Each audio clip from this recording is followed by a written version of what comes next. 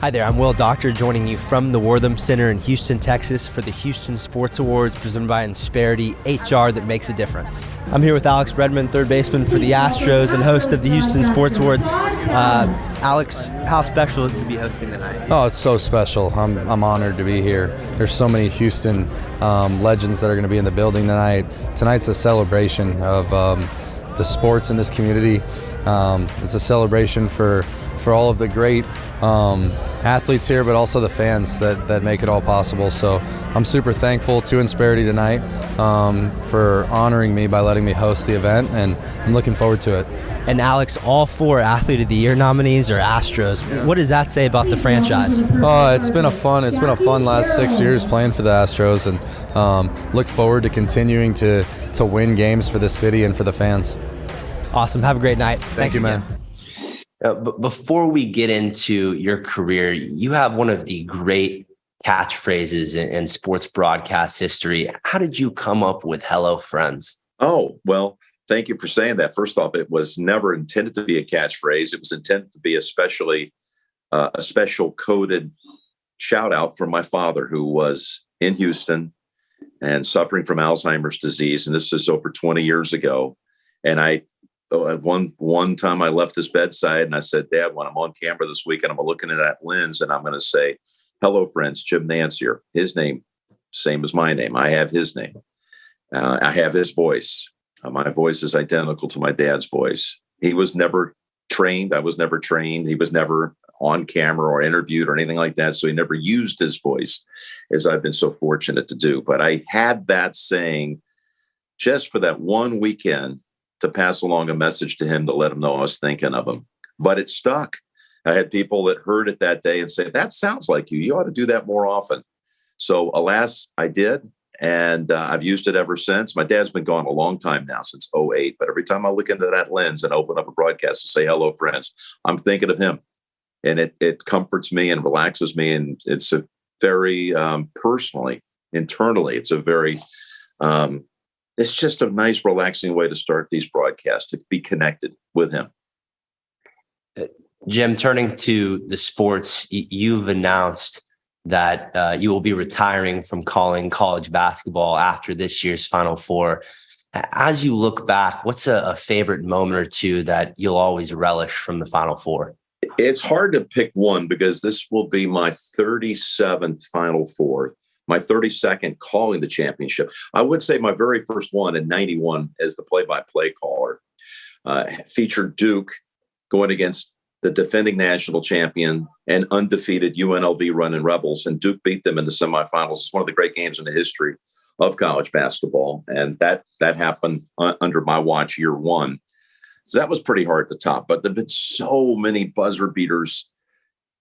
I mean, I'm now over 300 NCAA tournament games, 96 Final Four games as of this coming year, and 32 championship games. So, I had down in Houston, for example, I had Villanova beating North Carolina on a buzzer beater by Chris Jenkins of the Wildcats left his hand and the clock hit 0 and Villanova won the title.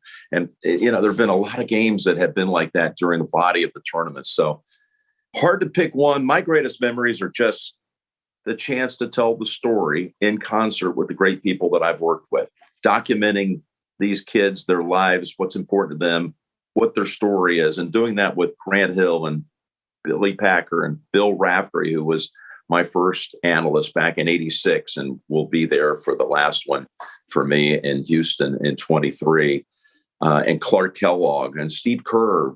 4 years we called the Final Four together before he left broadcasting to go coach the Golden State Warriors. So, I've got a ton of memories, and there's going to be obviously a lot of emotion for me come March, but I'm ready for it. I'm ready for more time at home with my kids.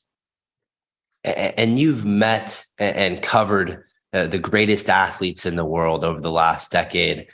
Name one, if you can, that has had the greatest impact on your career and life. That would be several folks from the world of golf. I have to say Mike Krzyzewski's been an amazing friend. I mentioned I've recently lost my mom, and Coach K's mom has been gone a long time. He was exceptionally close to her, like I was with my mom. And he was just such a great friend. He stepped away from the game, of course, retired this past year with the Final Four team. His wisdom and sage advice has been greatly appreciated. You know, I've had the chance to cover Bill Belichick, Brady, and Peyton Manning and Patrick Mahomes now. So my football career has been very rich. But on the golf side, Arnold Palmer, Jack Nicklaus, these legends of the game. Arnold had a profound impact on my life. You know, it's more ways than I can actually even articulate in just a short sentence or two. But he introduced me to the folks at Insperity. He was a surrogate father to me, and I ended up delivering a eulogy at his funeral. That's how close we were. So it was. I didn't get to really cover his career when he was the legendary golfer, but I got to be around him and play a lot of golf with him and host many Q&As with him around the country. I would tag along and be his kind of go-to setup guy for many occasions. And you know, he attended our wedding. He was just an amazing friend. Hard to boil it down into a few brief sentences, but it's as close as I could get right there. So your relationship with Insperity started with Arnold Palmer. 100%. 100%. Arnold, of course, was the original ambassador for Insperity, and he was starting to cut back on things in his life when he reached 80, and he told Paul Sarvati and Richard and Steve and Jay Minks that, you know, I work a lot with Jim. We're Rolex ambassadors together. We've done many events together through the years. He's a friend and he's a Houstonian, and I think that you guys ought to have a relationship with him. And I'm so grateful that he passed that along. I watched you do an incredible job leading an American team to victory at the Spirit International. You have your own junior golf event. What is your inspiration to lead the next generation of golfers?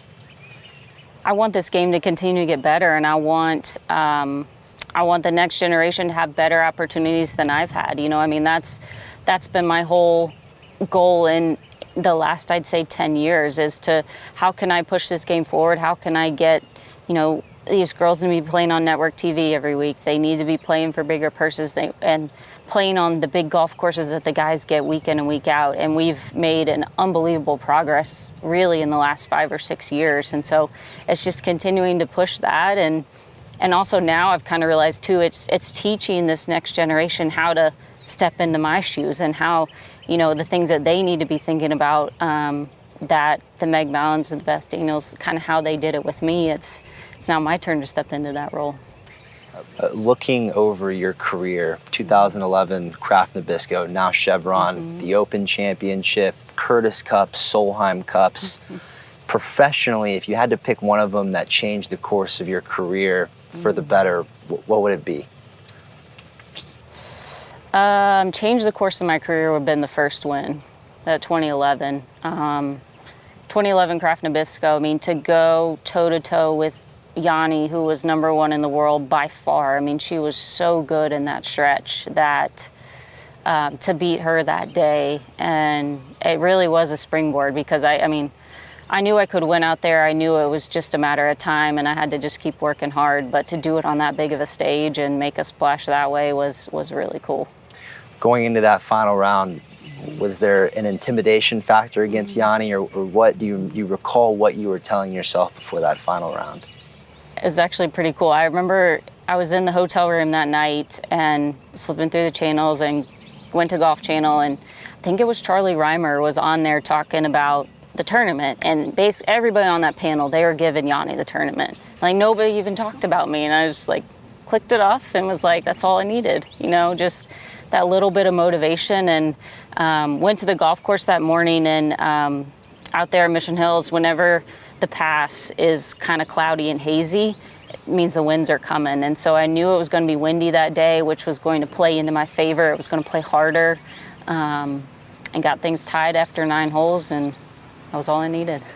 Roger, one of my favorite quotes from you actually originated from your mom and grandmother. And the saying goes, "There will never be grass growing underneath my feet." What do those words mean to you?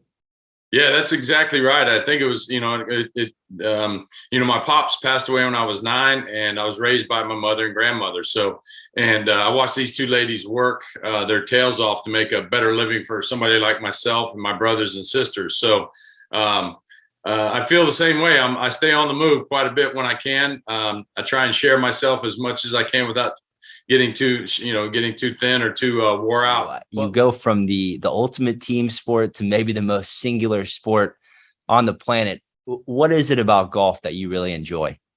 Well, I love being outdoors. I love meeting, new guys that we play with.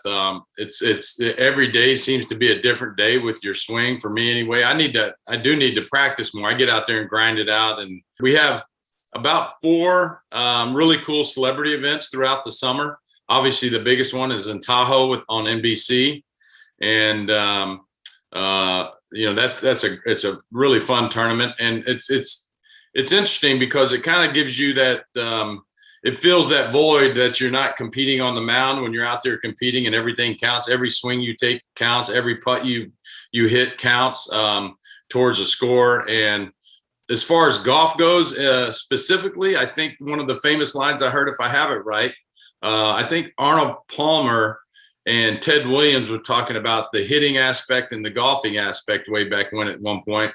And Arnie looked at him and said, "Yeah, I have to hit my foul balls, though. You don't." And so that's the way I feel sometimes. I have to go over there in the rough and hit some really try and get out of trouble and hit some shots back into play. So in golf, you have to hit your foul balls.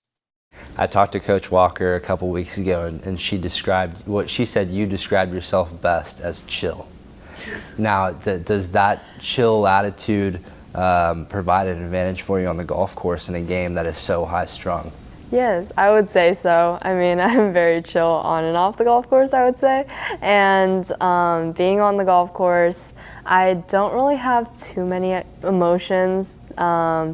I feel like that really helps me stay consistent and stay even-headed throughout the round.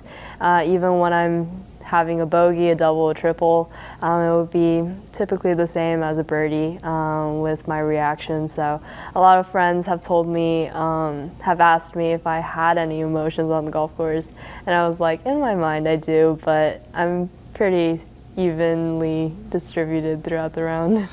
Thank you, Will Haskett, and I'm down here with Christo Lamprecht of Team South Africa. Christo, 68 today, 7 shots better than yesterday. What was the difference out there today? I mean, today I had a little bit more in front of me today on the golf course. I kind of got it under control. Yesterday I lost a couple of shots out there and hit some very errant tee shots. Today, I mean, I just kept it in front of me and really putted and chipped it a lot better than the last 2 days. You and Kieran had an excellent day out there, a combined 7 under today. How nice is it to finish that way as a team? Yeah, it was really nice to play together, and kind of just finish strong and finish hard, and just kind of ending the week on a good note. So, yeah, it was really great. Thank you, Christo. Best of luck the rest of the way this fall. Back to you, Will Haskett. Round today. You played the back 9 at 10 under this week with no bogeys. What about the closing stretch here at Whispering Pines suits your game so well? The back 9 likes me. I think it was just having that positive attitude and just focusing one shot at a time. And I just told to myself, there's so many things to be grateful about rather than just focusing on the bad shots or bad holes that I had. So I was just looking forward, and I was just very excited. And we played with 2 of the Argentina girls, which we know each other very well. So it was just a blast over there. Fun out there. Your father, Peter, was a member of a European Ryder Cup team, and now you're turning into quite the countryman yourself. How special is it going to be to share this moment with them? It'll be fun. I'll give them a little FaceTime maybe tomorrow or something, but, I mean, they haven't seen me play competitive golf in a long time, so, I mean, it would have been great fun for them to be here and watch me, but I'm used to it by now. Thank you, Hugo. Best of luck the rest of the year, and back to you, Will Haskett. Sam, congratulations. You started the day getting hit with a very unfortunate 2-shot penalty with the club of Rachel Heck finding its way in your bag. How are you able to move on from that and focus on getting back in this golf tournament? Yeah, that was unfortunate, but I was just happy she was able to tee off with her club because it's kind of club you need out here. But, after that happened, I just told myself just get it back to even through 5, and was able to birdie 2 the par 5 and 5 the par 5. And, I mean, I've won plenty of times, so, I knew I just needed to stay patient, and the golfing guys would help me out. How special is it to come away victorious for the United States just down the road from your hometown of Madisonville with your family and friends here this week? Yeah, that was awesome. Not too often family and friends and get to come out because our college schedule, we play all across the United States. So it was cool to, be able to come out on top with USA and the individual title with everybody being able to watch. Sam, you finished the fall season #1 in the PGA Tour University rankings, and this is a great cherry on top. Tell us about some of the starts you will be getting on the PGA Tour the next couple of months. Yeah, I get to, hopefully it's not official. I get to go to Dubai in late January. That'll be pretty cool. I guess that ranking system ends on the November 17th, so I don't think there's any more tournaments. So hopefully I'll stay at top of that, and then that's in January, and then in late March I get to go to Bay Hill to compete at the Arnold Palmer Invitational. So, I have to miss Cabo for that, but what can you say? Thanks, Will, and I'm down here with Rose Zhang of Team USA, who shot a bogey-free 69 today, and individual women's champion of the 2021 Spirit. Rose, congratulations. You won 3 events to start your career at Stanford, and now you finished the fall with a national amateur championship here at the Spirit. How special was it to get a win here this week at Whispering Pines? It was so special. When I first got invited to this event, I didn't expect how amazing it would be, especially representing the United States this time. It was just such a blessing, and this win really meant a lot to me. I'm really glad that I got to play alongside my teammate, Rachel Hegg, and glad I played with Sam and James all the same. 3 rounds in the 60s here at Whispering Pines this week, the only player to do so. What about this golf course fit your eyes so well? Yes, this course definitely was very challenging, especially hitting in on the greens.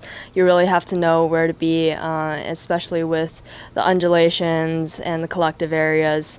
The fairways were also very narrow. It was just precision all the way, and I was able to execute the shots I needed to, which definitely helped me, and I just think everything went very smoothly. Congratulations to 2021 Spirit Individual Women's Champion Rose Zhang, and back to you, Will Haskett. Thank you, Will. And we are down here with James Pied of Team USA, who posted a 4-under 68 and in a tie for second right now. James, you got off to a great start with birdies on 2 and 5, but then doubled 7, but you were able to rally 4 birdies together on the back 9. How would you rate today's round in the cold conditions? It felt great, getting off to a good start, being right there in contention. I mean, it was a couple, mental errors I would lead that double bogey to, but other than that, pretty solid round. And looking back at it, I was happy with how I putted and struck the ball, so just keep the momentum going.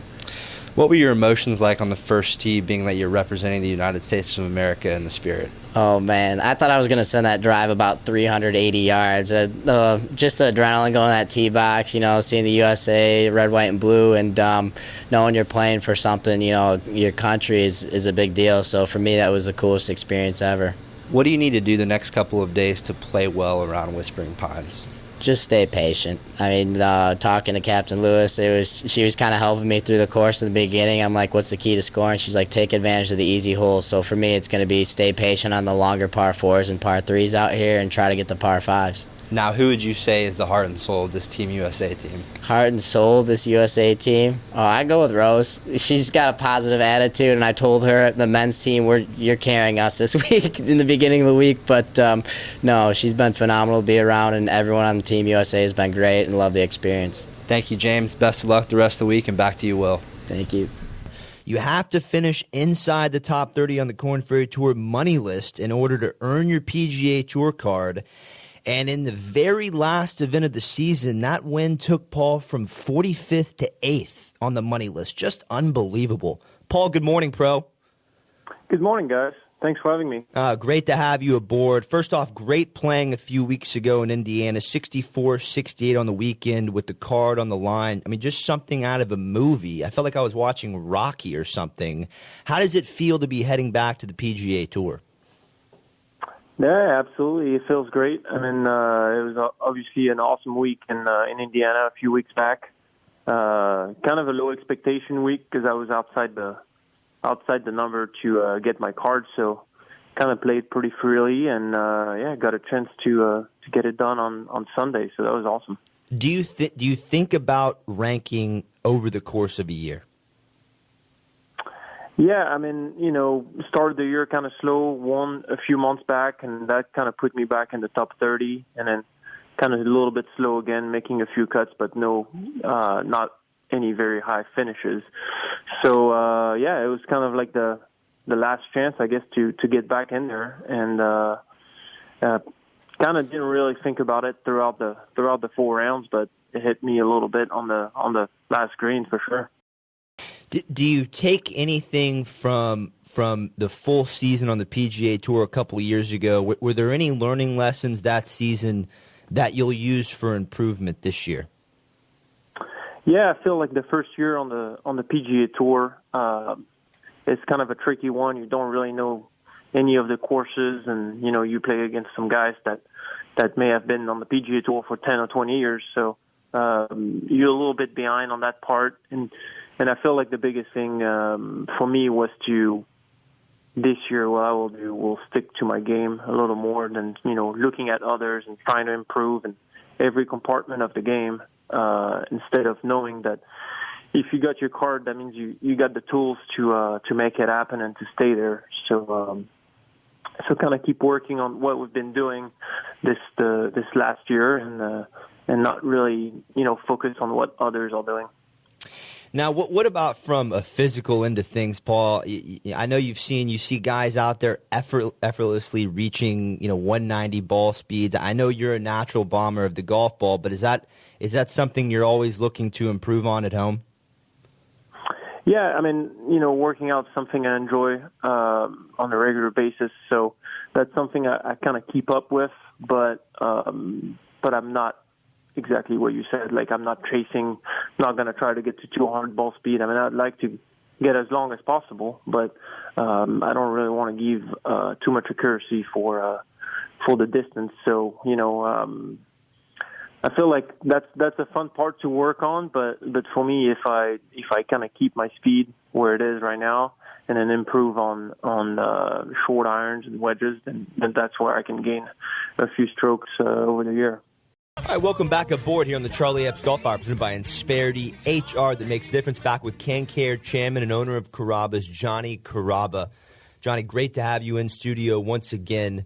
What was your original inspiration to open Carrabba's in 1986?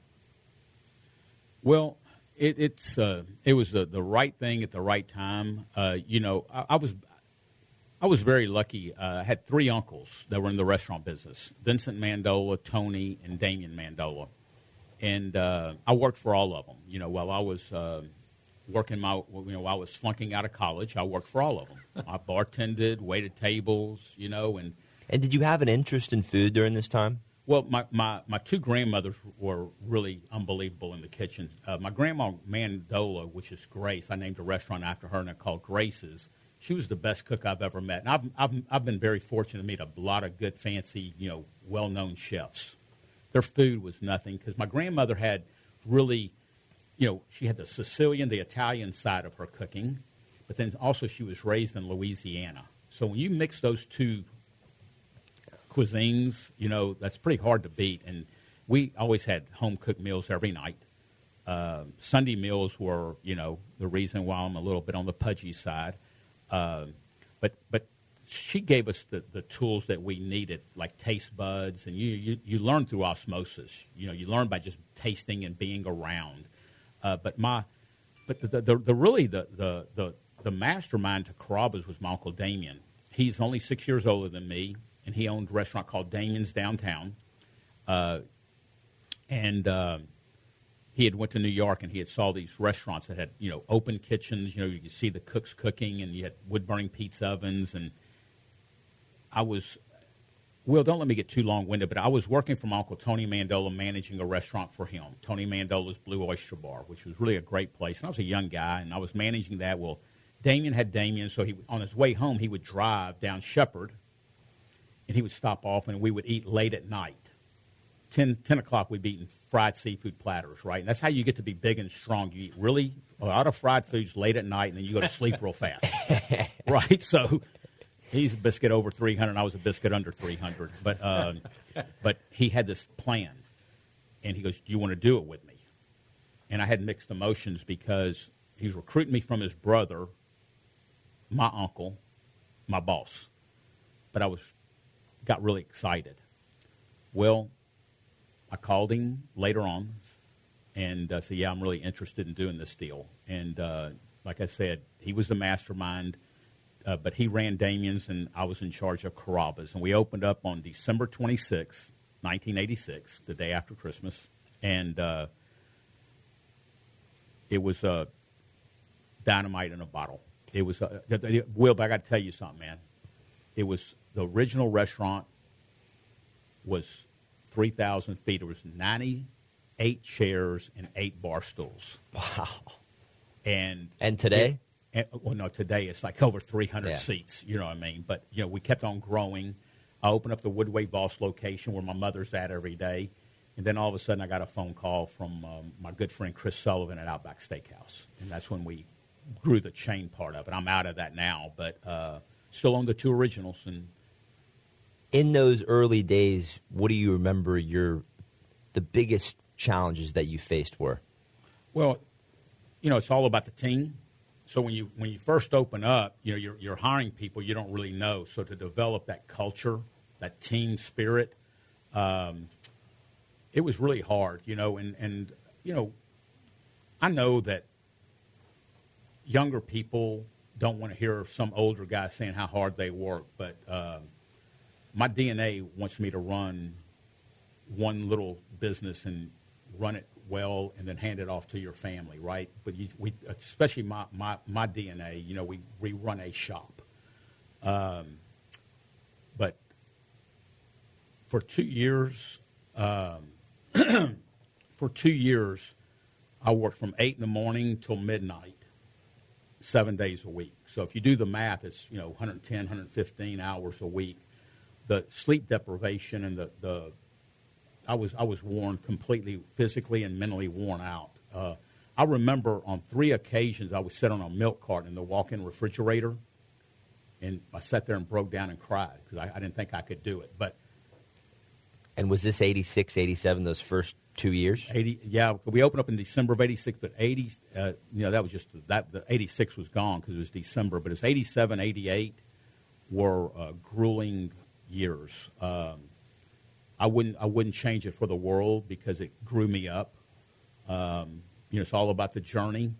My kids are never going to believe how hard I worked, but I'm glad I did because it built a lot of character.